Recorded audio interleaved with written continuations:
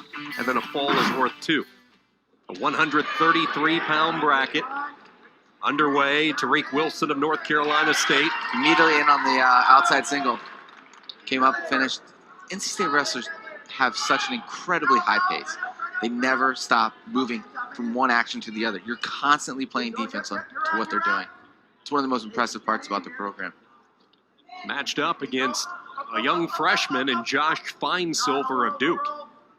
Get used to that last name. There are 4 Finesilvers on this Duke roster. It's believed to be the first time at a major Division I program that 4 brothers have wrestled at the same time. Just amazing. It's incredible. All of them with an impressive resume through their years in high school. Absolutely. Colorado area. One interesting side note in this match is if you look at Tariq Wilson and Finesilver's bodies, they sort of prove that old adage that you would see on the back of a wrestling T-shirt that said "any body can wrestle." It's true. These are not your old school Iowa Midwestern type of wrestlers, and NC State particularly has found a lot of success in between Tariq Wilson and Kevin Jack. These guys are not winning weightlifting competitions in the spring. They are the wrestlers that they are. They figure out how to use the leverage and score extra points. Good riding, good tough ride by Tariq Wilson. Saw him with the wrist control, and he's able to drive Finesilver off the mat. 1:40 to go, and Wilson already over a minute of riding time after that early takedown. Got to be a few nerves for these true freshmen wrestling today in the first spotlight of an ACC championship and all that's at stake. Not only ACC titles, but trying to get that automatic berth into the Nationals in 2 weeks. Certainly is a lot of pressure. I kind of feel like the way that it's been trending, right, in high school, all these tournaments seem to matter so much more than they used to. These guys are getting more used to the spotlight, right? They come out here, they're clean, they don't be making a ton of big mistakes. In fact, the only big mistake we saw today so far has been, obviously it's only 2 matches in, but it was Thayer who was making that mistake, and it cost him 8 points. Just the 1 count, so a nice job by Finesilver to fend it off and not give up any points on the tilt.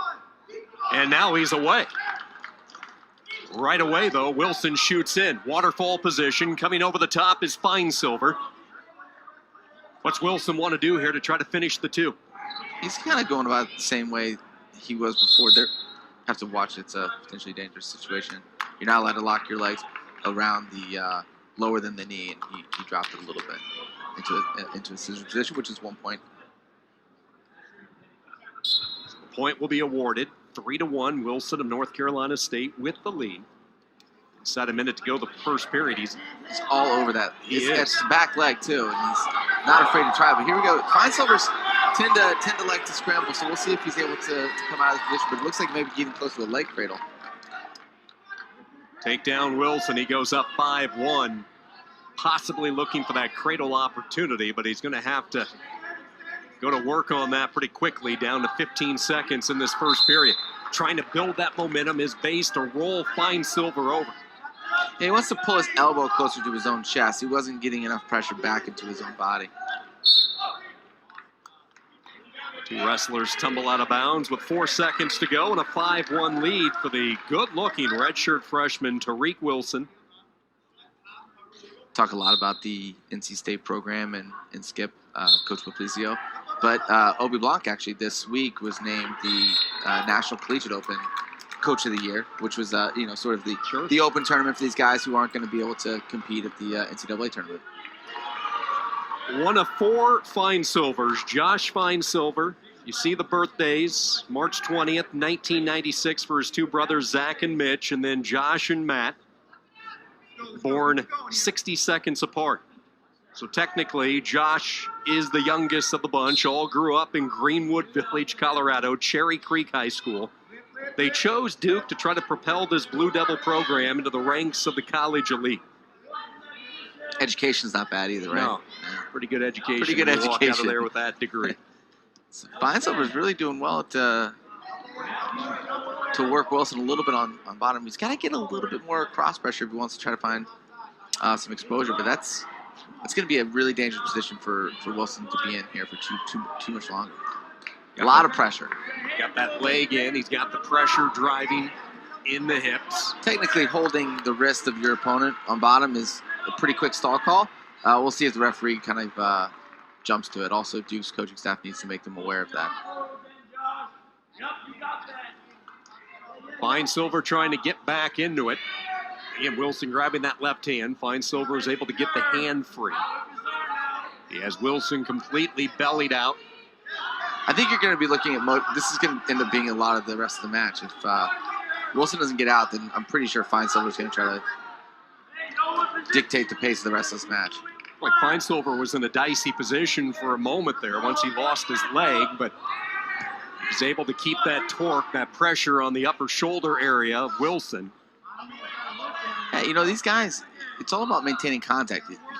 You don't want too much separation when you have a funkier bottom wrestler, because you give him any kind of space, he's able to turn his hips, face you a little bit, elevate your body, and find gaps. There's the stalling warning inside, underneath on Wilson. One thing Finesilver's been able to do is wipe out that riding time, as Wilson had a good chunk of it built in the first period. Riding time not a factor. He's got a cradle locked up on the opposite side. It's a little bit tough for him to get that near leg out, though. If he gets it out, it's going to be back points. And he gets it locked, but the two go out of bounds, and they run out of time as well. So it's Finesilver's choice. He rides him for the entire 2 minutes. He looks over to Glenn Lanham. I'm assuming he's going to take top. I would think so after what he was just able to accomplish. Unless he's thinking he can get away quick, get that point, and then somehow figure out a way to get a takedown. But I hope you're right. He's starting on top. He doesn't want Tariq Wilson on his left leg. Guy's been hanging out there. He's starting to pay taxes. It's really off the list of Tariq Wilson. If he wants, he's a young wrestler, but if he wants to kind of progress, he's got to have a better first move. He just spent 2.5 minutes on bottom, two full minutes on bottom, and he's about to spend more full minutes on bottom because he doesn't have an explosive first move. Nothing's covering his hips right now. He needs to get his hips clear and find a way out. That being said, Finesilver wants to stay away from crab rides.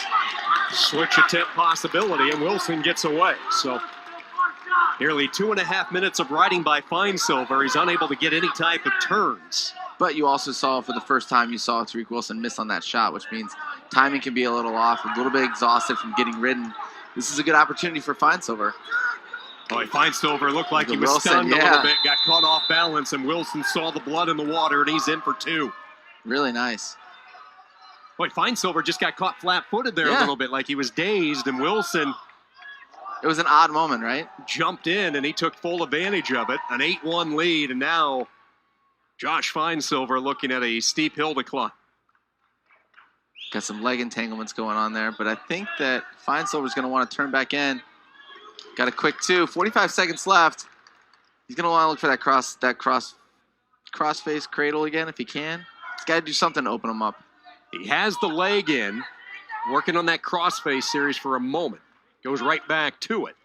So this crossface cradle is actually super effective, but he can't do it with his leg in. So you saw him take his leg out. He just needs to commit more to it.